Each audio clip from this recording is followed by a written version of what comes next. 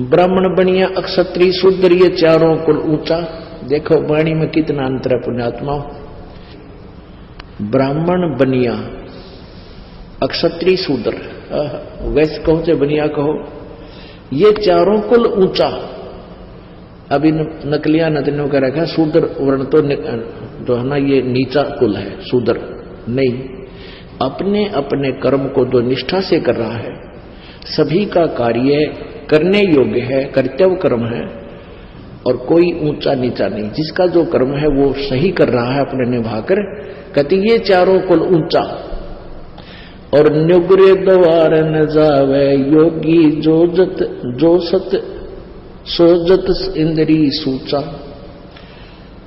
कि अगर ठीक सत साधना करने वाला हो और परमात्मा का नाम ले रखा हो, पूर्ण परमात्मा की भक्ति करता हो, इन चारों कुलों में किसी भी कुल में, किसी भी वर्ण में उत्पन्न हो और ये साधना कर रहा हो और ये साधना ना कर रहा हो, उस निगुरे के घर नहीं जावे। इन चारों वर्णों में जो सत साधना करता है तो उसके आहार आप कर सकते हो, ऐसा लिखा है। अपनात्मा ये चिंतित ना होना कि तुम भाई हमने तो रिश्तेदारी में जाना पड़ता है और वहां भी फिर रोटी तो खानी ही पड़ती है, मारे भी बाहर लगेगा, वो भी नुगरे हैं। तो उसका एक बता रखा है एंटीबायोटिक आपको, कि कहते हैं आप वहां जाते हो, खाना खाने नहीं जाते उनके वहां पर, और आपके पास एक ऐसे मंत्र हैं, उस नाम के जाप से, ये तो जो भक्ति नहीं करते ना उन पर असर है, और किसी कारण से आप जी ने कहीं आहार करना पड़ जाता है तो परमात्मा का नाम जाप करते रहिए। और अन्नदेव की आरती है छोटी सी, उसको आप कीजिए, आपको हानि होगी नहीं आपको, और जिसका अपना आहार किया उसको पुण्य हो जाएगा। इस तरह मालिक ने बताया है। ये तो उनके लिए बताया जो मांगते फिरते हैं और फिर भक्ति की भी रीस करते हैं। पहले तो साधना शास्त्र विरुद्ध, और फिर किसी का भोजन लेकर खा लेते हैं, उनके पास वो भक्ति सत्य है नहीं जो उस पाप के भोजन को हजम कर सके, यानी उसे डिस्टर्ब ना हो। तो आप जी को मंत्र दे रखे हैं, आपका मन वहां रोटी खाने का नहीं था, किसी विशेष उद्देश्य से गए हो, गए को आहार किया दिया है तो आपको हानि नहीं होगी। ये उनको कहा जाता है जो परमात्मा की आड़ में उनको लताड़ा जा रहा है, जो भगत और संत बनकर और फिर मांगते अंडे। क्या बताते हैं, राजा राज रसातल जाई, कौम छती सो डांडे, सब है अपावन कहिए भाई, योगी किस दर हांडे। अब ये संत है ना नकली, ये राजाओं के गणे जाया करते, क्योंकि वहां अच्छी जो है ना उनको पैसे मिलते थे, तो वहां से वो भिक्षा अच्छी मिलती थी, उसके लिए वो दक्षिणा अच्छी मिलती थी। तो यहां बताते हैं राजा राज रसातल जाई, राजा नरक में जाएगा, क्योंकि कौम छतीसों डांडे, अब सभी अपावन कहिए भाई, योगी किस तरह हांडे। राजा जैसे राजा लोग टैक्स लगाते हैं आपके ऊपर, तो उस टैक्स के माध्यम से अच्छे बुरे गरीब अमीर सबका पैसा राजा के पास जाता है, और उसी से वो अपना निर्वाह करता है, अपनी सेना रखता है, अपने ऐश्वर्य के साधन करता है। उसमें से फिर कहते संत जाके खावे तो वो भी साथ नरक न जावे। एक हलाई सेंस कसाई, पलड़ा बेस बजावे, और कोठे माही नाच घाल के कोरा काल मनावे। एक अलाई होती है, जैसे किसान हल जोतता है ना, और 1 एकड़ मान ले जमीन है 200 फुट लंबा और 220 फुट लंबा और 198 फुट चौड़ा, ऐसा 1 एकड़ होता है। तो उसमें हल से संवारते समय वो लगभग 20 फुट चौड़ा और 180 200 यानी पूरे एकड़ की एक साइड की लंबाई ले लेता। तो उस 20 बाई 220 मान लो, एक हलाई में जो वो हल के द्वारा जमीन खोदता है तो उसमें उसको 1000 कसाइयों जितना पाप बन जाता है। बताओ। और फिर कहां जाता है? वो क्या करता है उस पैसे, जैसे अन्न हो गया किसान का, फिर वो बेच का होगा बनिया का, बनिए का बेचता है तो बनिया के सोचा है उस अनाज को अपने कोठे में अपने सटोर में रख लेता है और फिर न सोचा ये भगवान इनका काल पड़ जा और तेरा गेहूं महंगा बिक गया। वो पाप का भागी, कितनी दुष्ट सोच हो जाती है उस बिजनेसमैन की। तो कहते हैं 1 सेंस कसाई, मान लीजिए तो किसान के घर भोजन खाना चाहता है तो उसके ऊपर इतना भार बन जाता है। अपने आत्माओं, ये अध्यात्म ज्ञान है, ये तत्व ज्ञान है।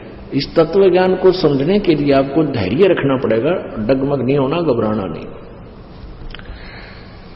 अब जैसे आप जाते हो किसी के घर, खाना भी खाना पड़ता है, किसान के घर भी जन्म है रोगों का, और भी बनिया के घर भी जन्म है।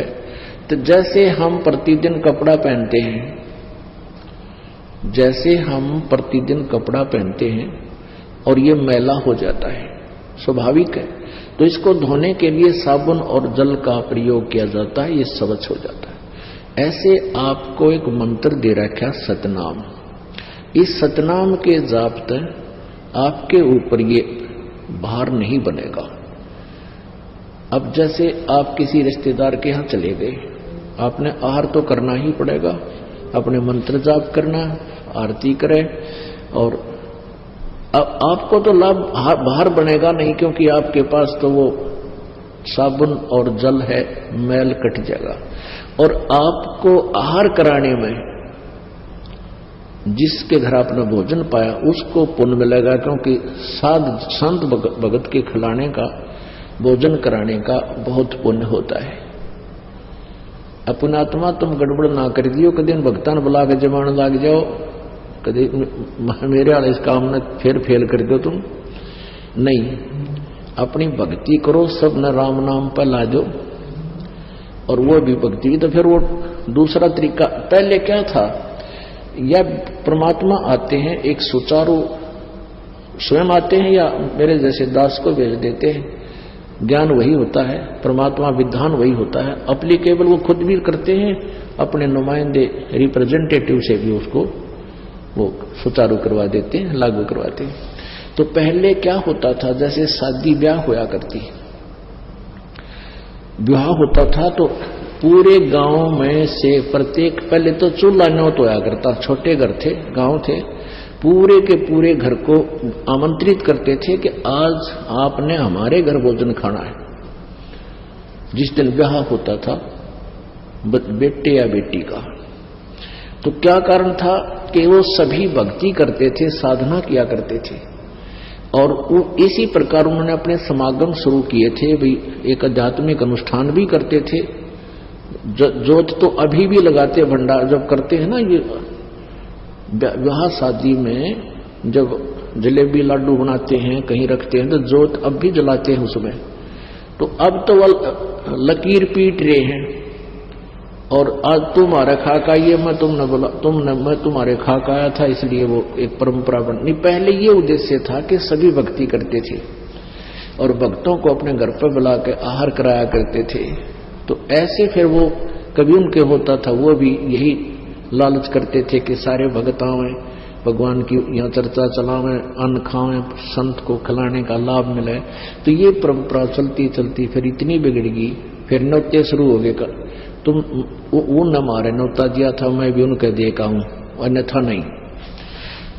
तो ये प्रोग्राम तो पहले बिगड़ का बिगड़ा हुआ रूप हो गया।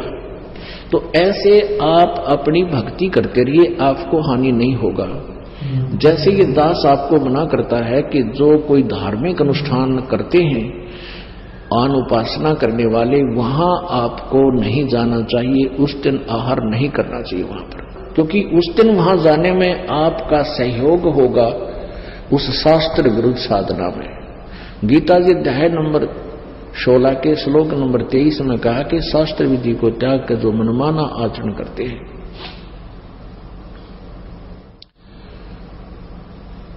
वो उनको न तो कोई सुख होता है, न कोई सिद्धि होती है, और न ही उनकी गति होती है, अर्थात यूजलेस। तो जैसे